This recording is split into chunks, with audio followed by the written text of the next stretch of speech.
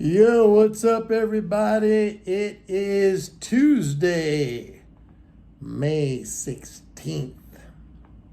It's late here on the East Coast. It's 8 o'clock. I'm usually in bed by now because I wake up at 4 a.m. and I do my exercise and whatever. You know my routine. I'm very disciplined about that. But I had to make this video.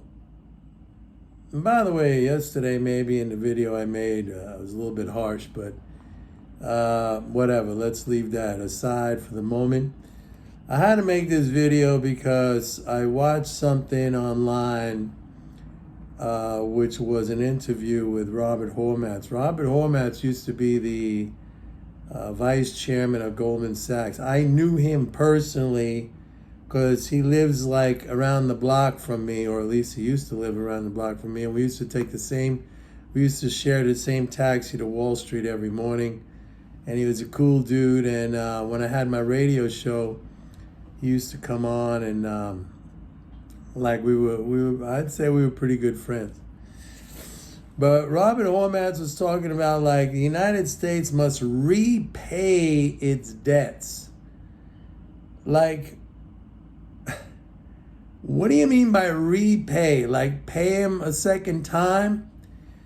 We gotta, as a nation, as citizens, we have to start to really understand the monetary system and how it works.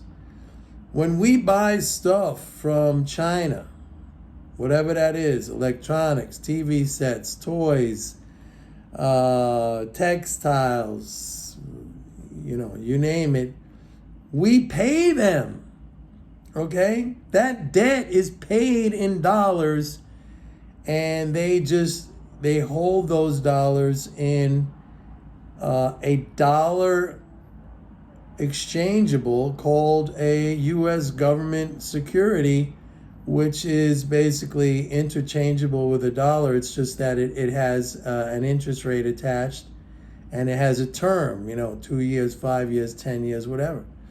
When we send people Social Security checks, we paid them. There's nothing to pay them back. I'm sure Social Security recipients would love to get another check as a payback, but we paid them.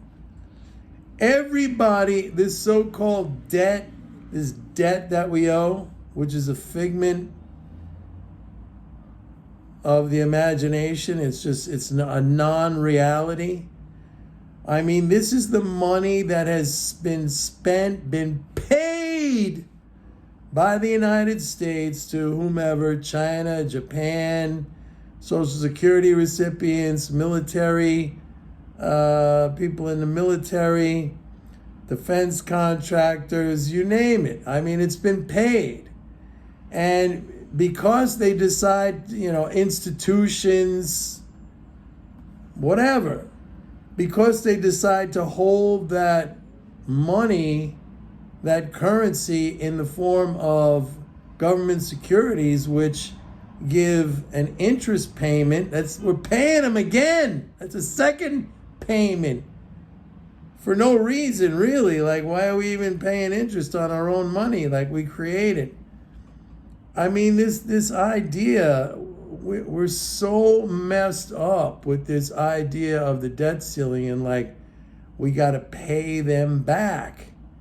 I mean, it's been paid. It's been paid. And it's like if I don't know, like if I went to the grocery store and I bought some groceries and I paid you, and then you put your money in a CD because you didn't want to sit it in cash in your checking account, and then it would be like you coming to me, sending me a bill. You got to pay me for the groceries. You got paid for the groceries. You just decided to hold it in a different form of deposit. I mean,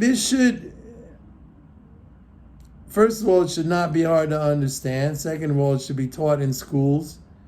Third of all, it's wrecking our country policy-wise. This idea that we're in incredible debt Everything has been paid for, and most of the world has decided to hold those payments, things they sold us, or transfers. They decided to hold that in the form of treasury securities, which are the same thing as dollars, just in a different form. That's it.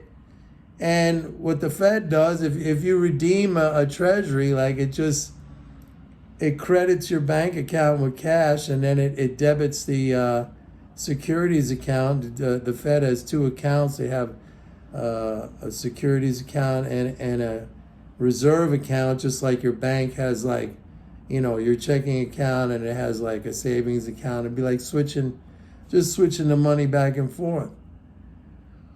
But the reason I want to bring this out is because, like, Robert Hormats is a very, very educated, well-known, successful Wall Street guy.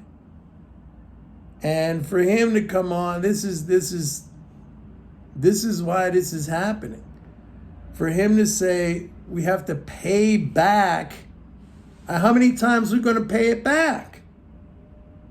You're going to pay China twice now? They got their money when they sold us the TV sets and the toys and the textiles and whatever else they sell. They got the money.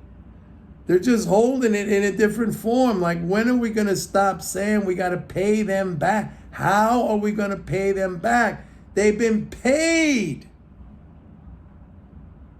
Again, it's like you going in the grocery store and buying a bunch of groceries, and the grocer, he puts his money in his checking account, and then he decides to move it into his savings account because the bank is giving him a little bit more money. And then he's hitting you up for a bill. Hey, you didn't pay for the broccoli. You didn't pay for the steak. You didn't pay for the chicken. You paid for it. It's done. So, can you see how frustrating this is? It's one thing that the average person on the street, I don't expect them to understand, because they look at everything through the lens of their own personal finances. But this is different. This is different. It's all been paid for.